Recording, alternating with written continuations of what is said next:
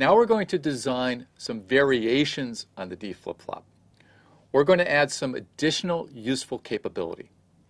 The first thing we're going to do is we're going to provide the ability to change the output to force it to be reset to 0 or to be set to 1.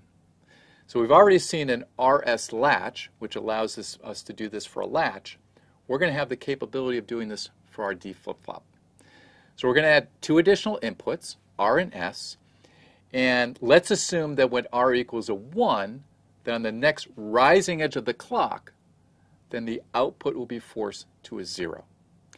And when S equals a 1, then on the rising edge of the clock, then the output will be forced to be a 1. And this capability is going to be very, very useful to us when we design our computer later on in the course. Now another useful variation on a D flip-flop is to have load capability. If you remember with a D latch, we had the ability to capture the input value. We want to do the same with a D flip-flop, but we want to capture it only when we have the triggering edge of the clock. The way we're going to do this is we're going to add a 2-to-1 multiplexer before our D flip-flop. So here's a 2-to-1 multiplexer with one input being our D input to our circuit, and the other input is the Q output from the D flip-flop. We're also going to have a select input, which we're going to call load. And the output of our multiplexer feeds into the D input of our D flip-flop.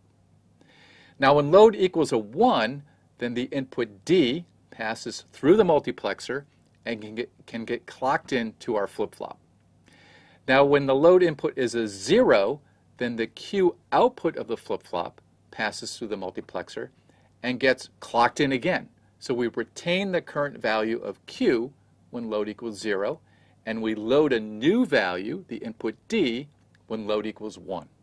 Now we can combine these two new capabilities, this reset set capability and this load capability, into one D flip-flop design. And here's a symbol for that, and this is going to be very useful later on when we design our computer.